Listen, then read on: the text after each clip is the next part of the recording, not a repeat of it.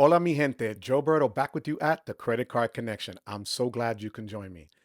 Today I'm going to go over a question that a lot of people have asked me the last couple of months, and that is why I don't cover certain banks or issuers or cards or really review them or go into depth with them. And I'm going to go into that in a second. But before I do, do me a favor because I always forget to do this. Hit that like and subscribe. Check the referral links below because that really does help with the algorithm and it helps this channel. The referral links, will help me keep this channel going afloat. And hitting like and subscribe just puts it out there to more people. So I appreciate you guys for doing that. But one of the reasons why I don't cover certain cards, let's say Capital One in general, is because I don't have a Capital One card. So when people ask me, well, what's the best card you don't have? The first one and that jumps to me real quick would be the Capital One Venture X.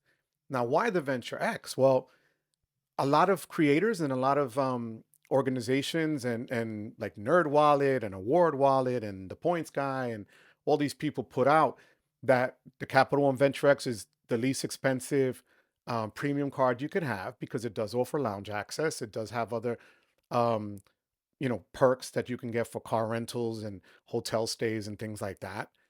Um, but it comes in at 395, which is almost $300 less than the American Express Platinum and about 200 less or so than the Chase Sapphire Reserve. Now, actually 150. But here's the thing. It's not that I didn't want the Capital Venture X, it's that the Capital One Venture X doesn't want me. And here's why. And I'm not alone in this. I was devastated. I'm gonna be honest with you. I was hurt. I was like, oh man, I'm taking this personal. But then I see that other creators out there have had issues getting this card because when you are at certain points in this credit card game that we call it, you know, some certain issues don't want to give you their cards because either you have too many open cards, you have a lot of velocity opening, which means, last year I opened up 15 cards in 12 months, which is insane. So you have too much credit extended to you. So a lot of these issuers, and it's not just Capital One, but they'll cut back on offering you credit cards because they're like, well, they really don't want us. They just want to get their sign-up bonus or whatever. Now, right now, Capital One is offering 75,000 miles or points because you could use them for both if you sign up with them and you spend $4,000 in 3 months, which is great. That's not expensive at all when you consider that a platinum card right now, they're pushing $8,000 worth of spend in 3 months, and the reserve is only 4,000. But that's a lot of miles and points that Capital One is going to offer you.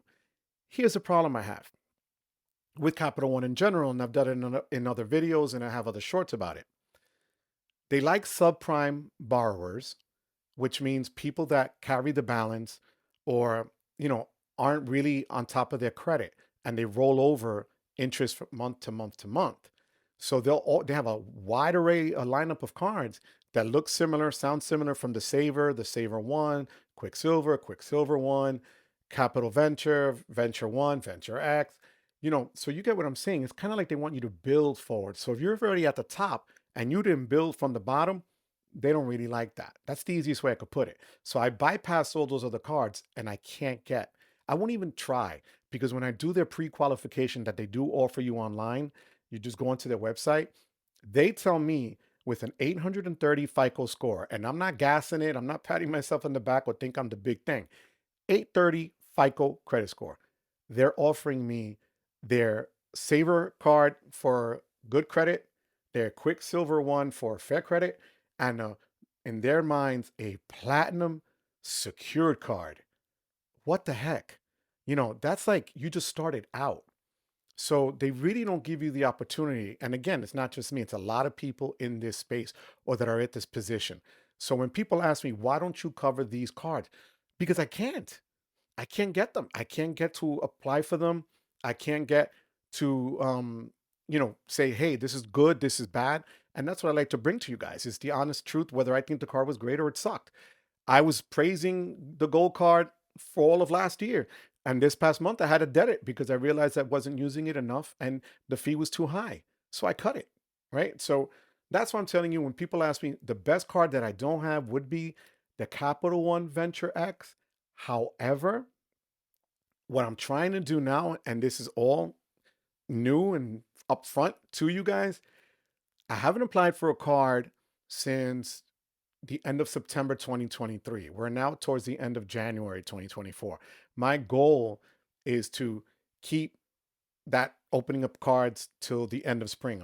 I'm applying to get a new car, so I want to keep any hard inquiries off my credit. I actually froze my credit report for the first time, and I want to thank the guys out there um, in the Discord and my friends Anthony, Matt, Cesar, Chad, Sledge, John, um, Lonnie, everybody out there, JP, um, Chad, I think that I miss Keith. They all say, just freeze your credit if you're not going to use it. And I did that on purpose so that it keeps me from just wanting to apply for a card just because I want to apply for a card and just because I think I can get it. So my plan is if I wait enough time, maybe, just maybe, Capital One will give me the honor and privilege of getting one of their cards. And the only card I'm going to apply for would be the Capital One Venture X. I'm not interested in the Saver cards or Quicksilver or the regular Venture cards. That does nothing for me. I want to be able to get the Venture X so that I can see how the lounges are. When there's a lounge that's nearby that I can actually try, I can see what their perks are and compare them to other premium cards. Because right now, from my understanding, by the end of this year, Capital One is also getting rid of their status with Hertz, which hurts because every other major card has some sort of status with Hertz. So they're going to eliminate that. And then last year, they switched up the $300 credit and travel that was really easy to use, similar to Chase's Sapphire Reserve, where you could just spend 300 in travel and it's easy peasy. You know, buses, trains, tolls, parking, you name it. Now with the Capital One Venture X, it has to be the $300 through their portal for travel. So you see, I think the term that people use is they nerfed it.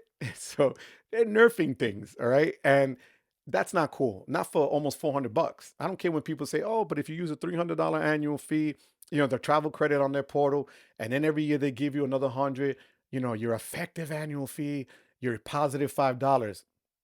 Nah. All right? Let's call it what it is. If I'm not going to use it through the portal, same way I haven't used the Chase Ultimate Reward points through the portal.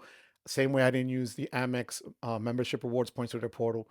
I know I'm not going to use it. So I'm going to be slammed with a $395 fee every year. All right, I'll take away the 100 that they're going to give me in a bonus. So still, why? So I'm going to try to be nice. I'm not going to apply for cards. See if Capital One blesses me with their Venture X card so that I can come back here and tell you if it's worth it or not. So for all of you out there wondering why I haven't reviewed this card or discussed Capital One really at length, it's because of that. They don't want me. They don't want me for any of the low end cards, God forbid the high end cards. So I hope I answered your questions, mi gente. And as always, I thank you for watching, for commenting. Don't forget to hit the like and subscribe. Check out the referral links below. And as always, more than anything else, I thank you for the privilege of your time. Until next time, take care.